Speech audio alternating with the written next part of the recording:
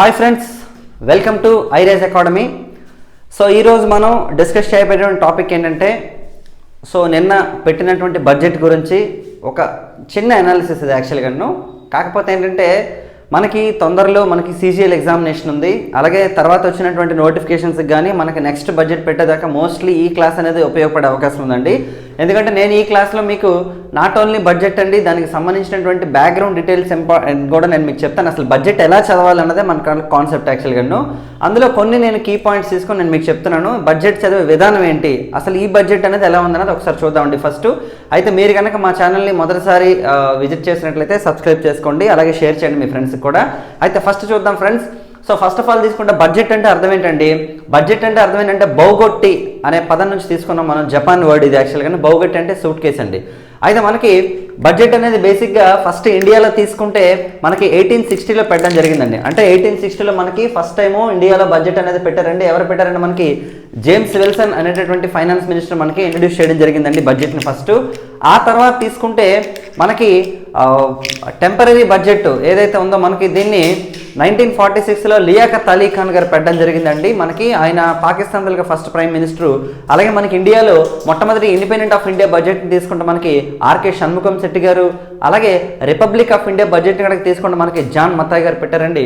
అయితే ఇప్పటిదాకా highest number of బడ్జెట్స్ని introduce చేసింది ఎవరంటే మనకి మొరార్జీ దేశాయ్. సో బడ్జెట్ అంటే మనకి మనం 3 టైప్స్గా చెప్పొచ్చండి. జనరల్గా తీసుకుంటే వీటిని ఇండియన్ కాన్స్టిట్యూషన్లో మనకి 2 ఆర్టికల్స్తో మెన్షన్ చేశారండి.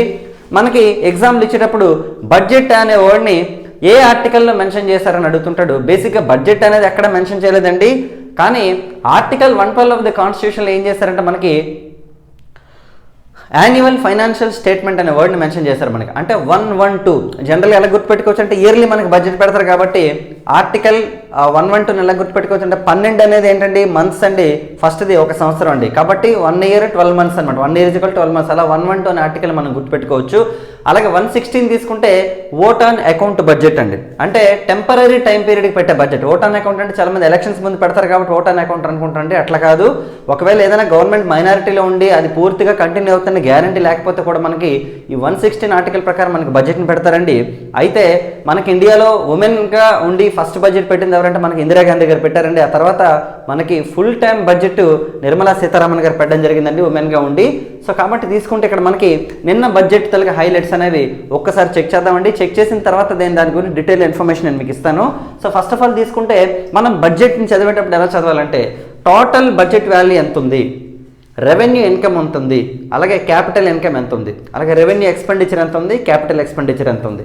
ఇందుకే రెవెన్యూ అంటే అర్థం ఏంటండి? రెవెన్యూ అంటే మనం చాలా మందికి ఒక క్లారిటీ ఉండదు. రెవెన్యూ అంటే అందరికీ తెలిసింది కానీ క్లారిటీ ఉండదు. ఏంటి రెవెన్యూ అంటే అర్థం ఏంటంటే పబ్లిక్కి గవర్నమెంట్కి ఉన్నటువంటి రిలేషన్ యాక్చువల్గా. అంటే పబ్లిక్ నుంచి గవర్నమెంట్కి జనరేట్ అయ్యే మనీ 2 రూపాల్లో జనరేట్ అవుతుంది. ఒకటి ట్యాక్స్ల రూపంలో, 2 నాన్ ట్యాక్సెస్ రూపంలో. ఈ మొత్తాన్ని ఏమంటారంటే మనకి రెవెన్యూ ఇన్కమ్ అంటారండి. రెవెన్యూ అంటారు యాక్చువల్గాను. అది మళ్ళీ పబ్లిక్కే కానీ ఖర్చు పెడితే దాన్ని రెవెన్యూ ఎక్స్పెండిచర్ అంటారండి. మరి క్యాపిటల్ అంటే అర్థం ఏంటంటే మనం ఏదైతే ఇన్వెస్ట్మెంట్ పెడుతున్నామో ఒక దాంట్లో దాన్ని క్యాపిటల్ అంటారు. సో దానికోసం పెట్టే ఖర్చుని క్యాపిటల్ ఎక్స్పెండిచర్ అని, అలాగే మనం పెట్టిన ఖర్చు ద్వారా వచ్చినటువంటి రిటర్న్స్ని మనం క్యాపిటల్ ఇన్కమ్ అని చెప్తారండి. సో బడ్జెట్ చదివేటప్పుడు మనకి ఇస్తాడు క్యాపిటల్ ఇన్కమ్ ఎంత, రెవెన్యూ ఇన్కమ్ ఎంత, క్యాపిటల్ ఎక్స్పెండిచర్ ఎంత, రెవెన్యూ ఎక్స్పెండిచర్ ఎంత అని ఇస్తాడు. సో టోటల్ బడ్జెట్ వాల్యూ ఎంత ఉందంటే మనకి నిన్నటికి తీసుకుంటే మనకి నిన్న నిర్మలా సీతారామన్ గారు పెట్టిన దాని ప్రకారం అంటే 30,42,230 crores ఉందండి మొత్తం మనకి. అంటే మన తలకు టోటల్ బడ్జెట్ వాల్యూ అనేది పెరిగింది. లాస్ట్ టైం ఆల్మోస్ట్ ఒక 26 lakhs crores పెట్టారు. ఈసారి దాదాపు 4-5 లక్షలు అనేది పెరగడం జరిగిందండి. మరి అలాగే ఏమన్నాడట రెవెన్యూ ఇన్కమ్ ఎంత వస్తుందంటే 20,29,26 అంటే మనకి 20,20,926 కోట్లు వస్తుందండి. అంటే చూసారు ఇక్కడ రెవెన్యూ ఇన్కమ్ అనేది ఎక్కువగా ఉంది. రెవెన్యూ ఇన్కమ్ అంటే ఏం చెప్పాం మనం? పబ్లిక్ నుంచి ట్యాక్స్ల ద్వారా, నాన్ ట్యాక్స్ల ద్వారా వచ్చే ఇన్కమ్ అనేది మనకి రెవెన్యూ ఇన్కమ్ అండి. మరి ఇన్వెస్ట్మెంట్ల ద్వారా గవర్నమెంట్కి ఎంత మనీ వస్తుందట అంటే 10,21,304 crores అండి మనకి. సో ఇది మనకి టోటల్ బడ్జెట్ వాల్యూ అనమాట. సో మిగతా చూద్దాం. అయితే మనం చదివేటప్పుడు ఎలా చదవాలంటే మరి ఈ మనీ రెవెన్యూ ఇన్కమ్ అసలు ఎలా వస్తుంది, లేదంటే ఖర్చు అనేది ఏ విధంగా జరుగుతుంది అంటే సో బేసిక్గా తీసుకుంటే మనం ఎప్పుడు చదివేటప్పుడు ఇన్కమ్ అనేది ఏ ఏరియా నుంచి జనరేట్ అవుతుంది, అలాగే ఖర్చు అనేది ఎలా జరుగుతుంది. మొత్తం దీన్ని ఒక 100% అనుకుంటాం, అలాగే దీన్ని ఒక 100% అనుకుంటాం. మరంట ఎక్కువ ఇన్కమ్ అనేది జనరేట్ అవుతున్న ప్లేసెస్ మనం తీసుకుంటే కార్పొరేట్ ట్యాక్స్ అనేది మనకి 18% ఉన్నదండి. కార్పొరేట్ ట్యాక్స్ అంటే అర్థం ఏంటి యాక్చువల్గాను? కార్పొరేట్ ట్యాక్స్ అంటే అర్థం ఏంటంటే మనకి ఇండియాలో నెంబర్ ఆఫ్ మల్టీనేషనల్ కంపెనీలు ఉన్నాయి, అంటే కార్పొరేట్ కంపెనీస్ చాలా ఉన్నాయి, వాటి నుంచి వచ్చేటటువంటి గవర్నమెంట్కి వచ్చే ఆదాయం అండి యాక్చువల్గా. అంటే వాటి తలక టర్న్ ఓవర్ల మీద అలాగే వాటి మీద వేసినటువంటి ట్యాక్స్ల మీద గవర్నమెంట్కి వస్తున్నటువంటి ఇన్కమ్ ఎంత ఉందంటే దాదాపు 18%, అంటే 100 రూపాయల్లో 18 రూపాయలు ఓన్లీ కార్పొరేట్ ద్వారా వస్తుందండి. ఇది ఒక డైరెక్ట్ ట్యాక్స్ యాక్చువల్గాను. అంటే మనం ఒక ట్యాక్స్ చదివేటప్పుడు అది డైరెక్ట్గా ఇండైరెక్ట్గా తెలుసుకోవాలి. డైరెక్ట్ ట్యాక్స్ అంటే అర్థం ఏంటి? పబ్లిక్కి గవర్నమెంట్కి డైరెక్ట్గా ఉండేటటువంటి ఫైనాన్షియల్ ట్రాన్సాక్షన్ అండి. మరి ఇండైరెక్ట్ ట్యాక్స్ అంటే అర్థం ఏంటంటే మనం ఒక ప్రోడక్ట్ అనేది కొనుక్కునేటప్పుడు దాన్ని మనకి తెలియకుండానే మనం ట్యాక్స్ కడతాం, ఎందుకంటే దాని మీద ఎంఆర్పీ అని ఉంటుంది, అంటే మ్యాక్సిమం రీటైల్ ప్రైస్. మళ్ళీ ప్రైసెస్ 2 రకాలు ఉంటాయండి మనకి, హోల్సేల్ ప్రైస్ వేరేగా ఉంటుంది, రీటైల్ ప్రైస్ వేరేగా ఉంటుంది.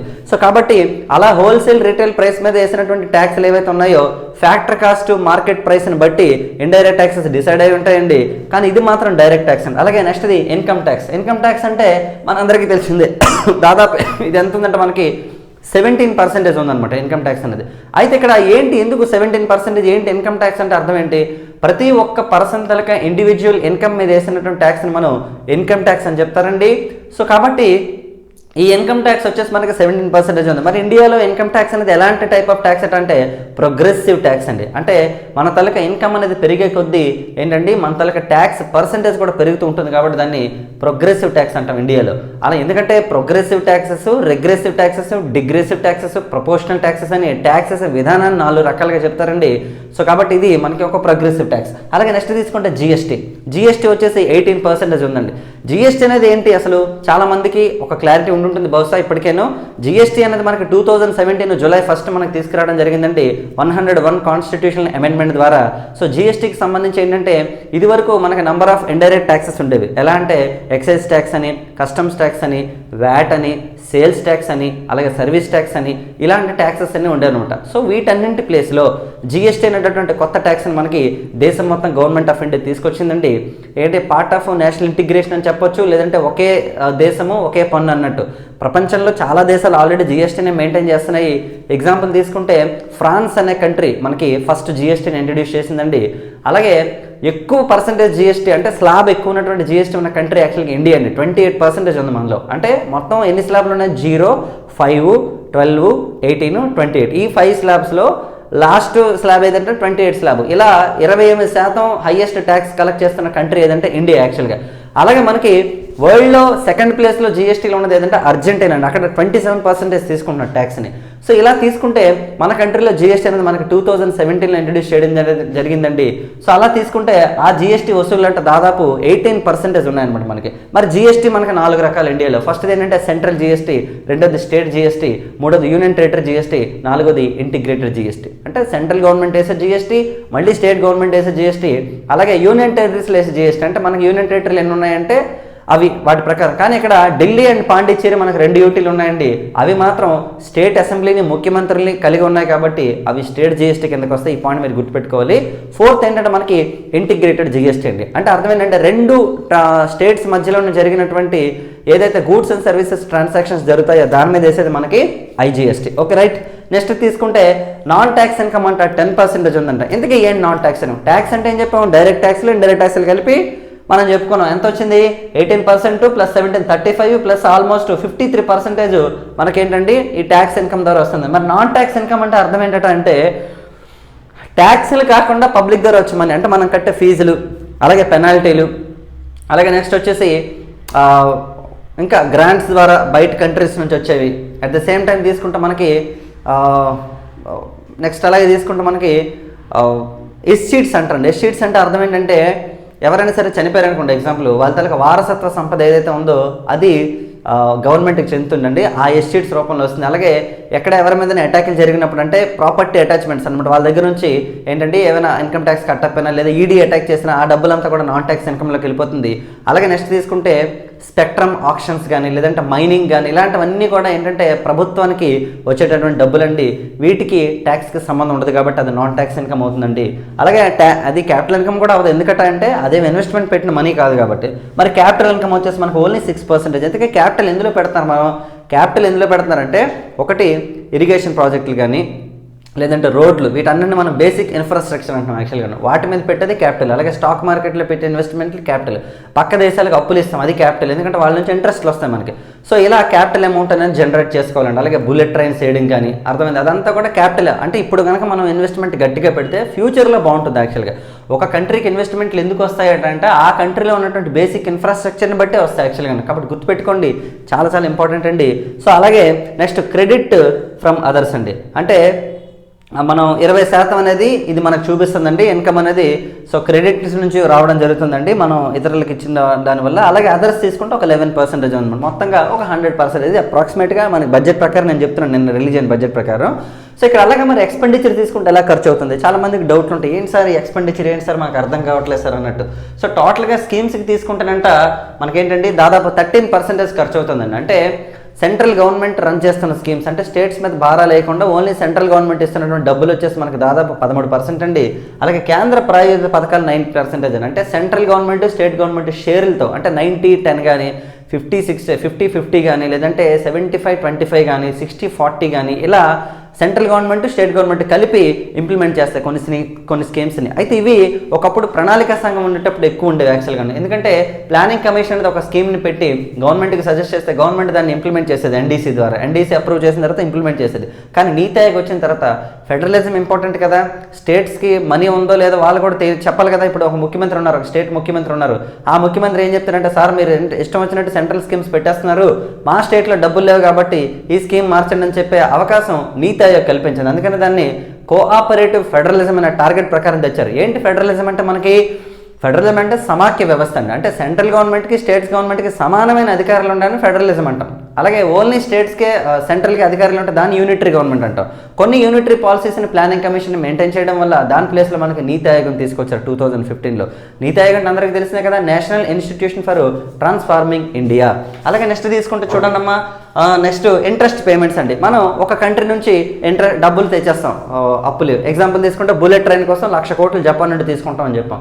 సో ఆ 1,00,000 కోట్ల మీద ప్రతి నెల ఇంట్రెస్ట్ కట్టాలి. అంటే సంవత్సరానికి ఎంత అని అర్థమైంది. అది 1% అవ్వచ్చు, ₹1 అవ్వచ్చు, లేదా 50 పైసా అవ్వచ్చు, ఏదో ఒకటి. మొత్తానికి అలా పక్క కంట్రీలకు కట్టేటటువంటి ఇంట్రెస్ట్ పేమెంట్స్ దాదాపు 18% ఉన్నాయి. అంటే అప్పులు, అంటే మన కంట్రీలో తీసుకున్న అప్పులు అవ్వచ్చు, లేదంటే అబ్రాడ్ నుంచి తీసుకున్న అప్పులు అవ్వచ్చు, మొత్తం 18% అనమాట.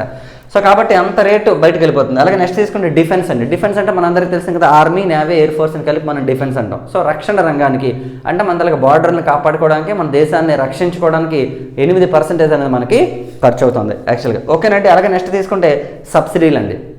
సబ్సిడీలు మనకి ఇస్తూనే ఉంది. గ్యాస్ మీద సబ్సిడీ ఇస్తున్నారు, అలాగే బియ్యం మీద సబ్సిడీ ఇస్తున్నారు, కరెంట్ మీద సబ్సిడీలు ఇస్తున్నారు. ఎవరైనా సరే ఒక కార్పొరేట్ కంపెనీ పెడితే వాళ్ళని ఎంకరేజ్ చేయడానికి సబ్సిడీలు ఇస్తున్నారు. ఇలా సబ్సిడీలు అన్నింటికి కలిపి దాదాపు ఒక 6% ఖర్చు పెడుతుందండి గవర్నమెంట్.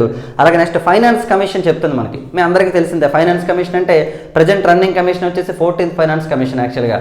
అది 2020 అక్టోబర్ వరకు ఉందండి. 2020 అక్టోబర్ నుంచి 15th ఫైనాన్స్ కమిషన్ మనకి ఎఫెక్ట్లోకి వస్తుంది. ఎన్కే సింగ్ గారు చైర్మన్ దానికి. సో ఇలా ఏంటంటే టోటల్గా సంవత్సరంలో కలెక్ట్ అయినటువంటి మనీ ఏదైతే ఉందో 52 సెంట్రల్ గవర్నమెంట్ ఉంచుకొని మిగతా 48% వచ్చేసి 58 సెంట్రల్ గవర్నమెంట్ ఉంచుకొని 42%ని స్టేట్స్కి షేర్ చేస్తుంది. ఆ 48% ఎందులోకి వెళ్ళిపోతుందంటే మనకి ఎక్స్పెండిచర్లోకి వెళ్తుందండి. ఓవరాల్ మనీలో తీసుకుంటే అది ఎంత ఉందంటే 10% అనేది షేర్ చేసేస్తుంది అన్ని రాష్ట్రాలకి. అలాగే మొత్తం స్టేట్ షేర్ ఇన్ ట్యాక్సెస్ అంటే ఇప్పుడు ఎగ్జాంపుల్ మనకి జీఎస్టీ వసూలు అవుతుంది. ఎందుకంటే జీఎస్టీ రావడం వల్ల ఏం జరిగింది, స్టేట్ లెవెల్లో వ్యాట్ తీస్తారు. అంటే అన్నింటి మీద వ్యాట్ తీయలేదు, ఆల్కహాల్ కన్సంప్షన్ మీద అలాగే పెట్రోల్ అండ్ డీజిల్ మీద మాత్రం వ్యాట్ ఉంచారు స్టేట్లకు అధికారం.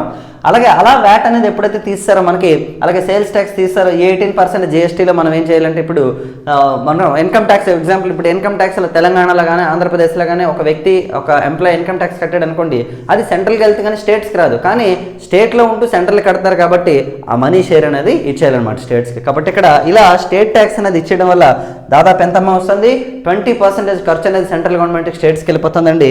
అలాగే నెక్స్ట్ తీసుకుంటే పెన్షన్ల రూపంలో, ఇప్పుడు ఎగ్జాంపుల్ తీసుకుంటే సెంట్రల్ గవర్నమెంట్ 400 రూపీస్ ఇస్తుంది పెన్షన్, ఓల్డ్ ఏజ్ పెన్షన్స్ ఇస్తుంది యాక్చువల్గా. అర్థమైందా? లేదంటే మనకి రిటైర్ అయిపోయినటువంటి ఎంప్లాయీస్ వాళ్ళకి పెన్షన్స్ తీసుకోవచ్చు, అది ఒక 6% ఉందండి. మనకి ఇప్పుడు యాక్చువల్గా పెన్షన్ లేదు, సెంట్రల్ గవర్నమెంట్ ఎంప్లాయీస్ తీస్తారు, అదేంటనేది నేను చెప్తాను మళ్ళీ మీకు. సో కాబట్టి ఇలా ఓవరాల్గా మీరు బడ్జెట్ చదివేటప్పుడు ఏం చేయాలంటే టోటల్ బడ్జెట్ వాల్యూ ఎంత ఉంది, రెవెన్యూ ఇన్కమ్ ఎంత వస్తుంది, క్యాపిటల్ ఇన్కమ్ ఎంత వస్తుంది, ఖర్చులు ఏ విధంగా ఉన్నాయి, ఇది మనం చూసుకోవాలి ఫస్ట్. అయితే ఈ బడ్జెట్లోనట జీడిపి గ్రోత్ రేట్ ఎంత అని చెప్పారంటే దాదాపు మొన్న ఎకనామిక్ సర్వే పెట్టారు కదా, ముందు రోజు బడ్జెట్ పెట్టి ముందు రోజు ఎకనామిక్ సర్వే పెడతారు. బేసిక్ ఏంటంటే పార్లమెంట్ సమావేశాలు సంవత్సరంలో 3 సార్లు అవుతాయండి. ఒకటి బడ్జెట్ మీటింగ్స్, రెండోది మాన్సూన్ సెషన్స్, మూడోది వచ్చేసి winter sessions. Budget sessions start అయినప్పుడు ఎవరు ఉంటారంటే ప్రెసిడెంట్ ఆఫ్ ఇండియా తలకి స్పీచ్తో స్టార్ట్ అవుతుంది. ఆ రోజు ఎకనామిక్ సర్వే కూడా పెడతారు యాక్చువల్గాను. ఈ ఎకనామిక్ సర్వే దేనికి సంబంధించింది అంటే మనకి 2019 అండ్ 20కి సంబంధించినటువంటి టోటల్ ఎకనామిక్ సర్వే అండి. దాని ప్రకారం భారతదేశం తలకి గ్రోత్ రేట్ ఎంత ఉందంటే జీడిపి గ్రోత్ రేట్ 5% ఉందండి. జీడిపి అంటే ఏంటంటే ఎంతకెన్నో, జీడిపి అంటే మనందరికీ తెలిసిన గ్రాస్ డొమెస్టిక్ ప్రొడక్ట్.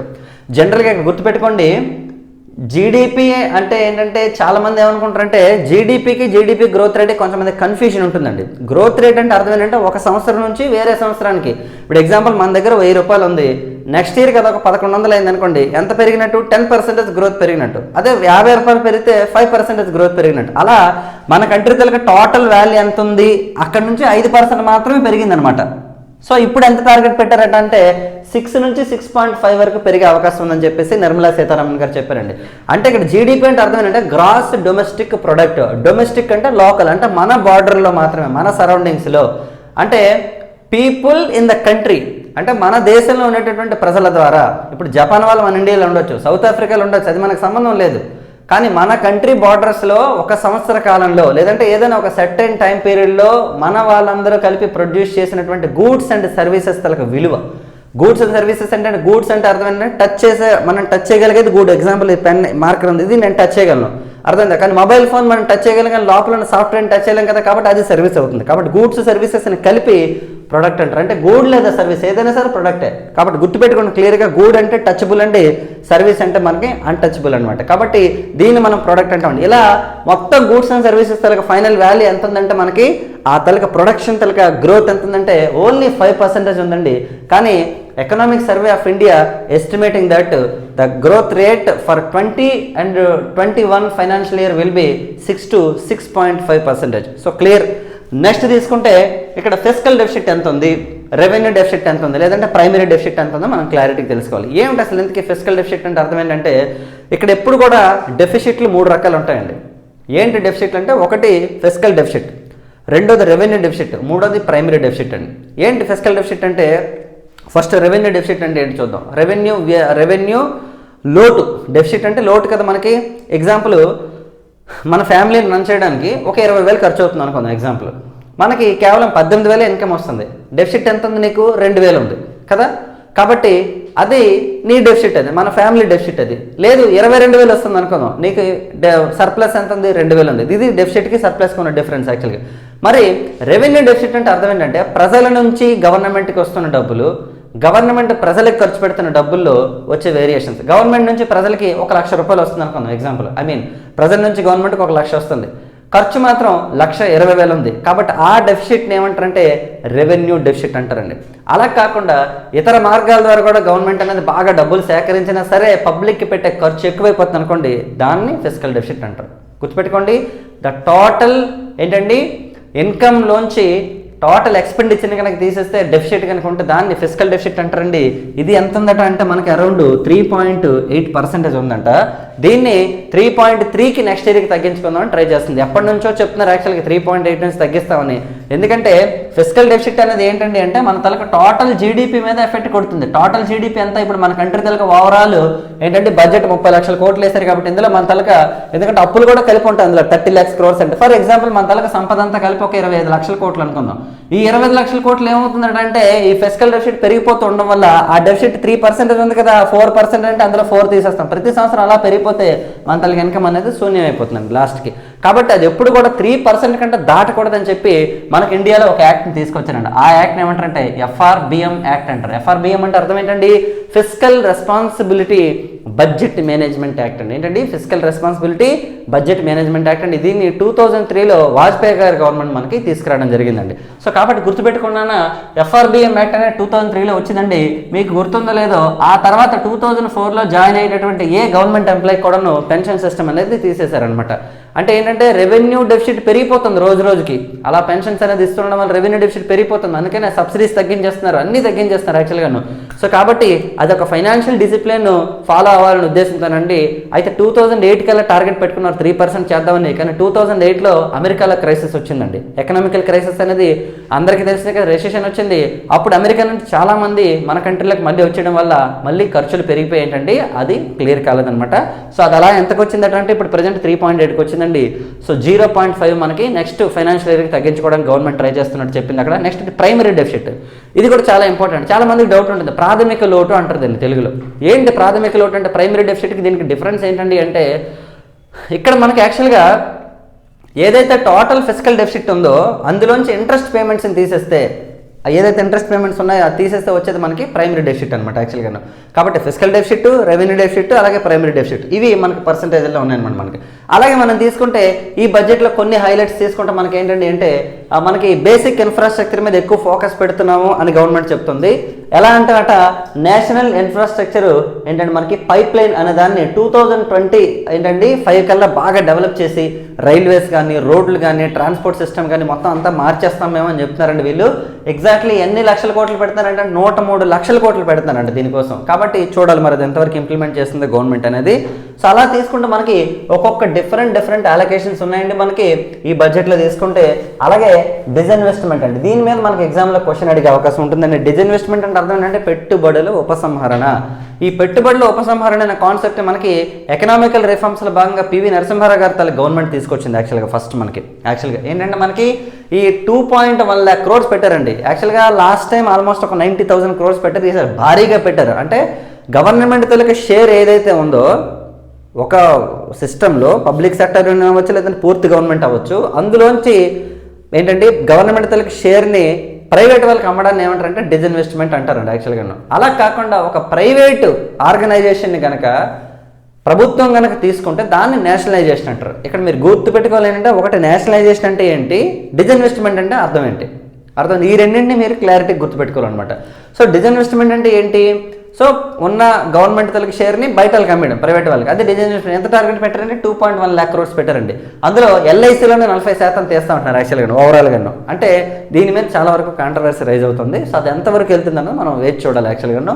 అలాగే నెక్స్ట్ తీసుకుంటే నేషనలైజేషన్ అంటే ఏమన్నా మనం ప్రైవేట్ వాళ్ళ తరగతి దాన్ని గవర్నమెంట్ స్వాధీనం చేసుకోవడం. దీన్ని 90sలో ఆపేశారండి యాక్చువల్గా. దీనివల్ల ఇన్వెస్ట్మెంట్లు పోతున్నాయి అంటే అర్థం ఏంటంటే ఇప్పుడు నేను ఒక 100 కోట్లు తీసుకొచ్చి ఒక బిజినెస్ పెడతాను ప్రైవేట్ది. సో అది బాగా సక్సెస్ అయిన తర్వాత గవర్నమెంట్ లేదండి ఇది మాదని చెప్పేసి తీసుకుందనుకో, నేషనలైజ్ చేసిందనుకో, అప్పుడు నేనేం చేస్తాను, కోర్టుకి వెళ్తాను. కానీ కోర్టు ఏం చెప్తుంటే బాబు నేషనలైజేషన్ అంటే జ్యుడిషియల్ రివ్యూ కిందకి రాదు నాన్న అని నాకు చెప్తుంది యాక్చువల్గా. అప్పుడు నేనేం చేస్తానంటే ఇంకా వాళ్ళు ఎంత ఇస్తే అంత తీసుకోవడమే, కాంపెన్సేషన్ ఇవ్వాలి యాక్చువల్గా. కాంపెన్సేషన్ కూడా గవర్నమెంట్ ఎంత ఇస్తే అంత తీసుకోవాలి. దీనివల్ల ఏమవుతుంది, ఈ 100 కోట్లను ఇక్కడ పెట్టే బదులు ఫారెన్లో పెట్టుకుంటాను, వాళ్ళు నాకు ఛాన్సెస్ ఇస్తారు. అప్పుడు ఆ 100 కోట్ల ద్వారా ఫారెన్లో డెవలప్ చేస్తాను నేను యాక్చువల్గా, అక్కడ ఉన్న వాళ్ళకి ఎంప్లాయ్మెంట్ దొరుకుతుంది. కాబట్టి సో ఈ జాతీయం చేయడం అనే కాన్సెప్ట్ అనేది కరెక్ట్గా లేదని చెప్పి పివి నరసింహారావు గారు గవర్నమెంట్ ఏం చేస్తారంటే డిజిన్వెస్ట్మెంట్ కాన్సెప్ట్ని స్టార్ట్ చేశారండి.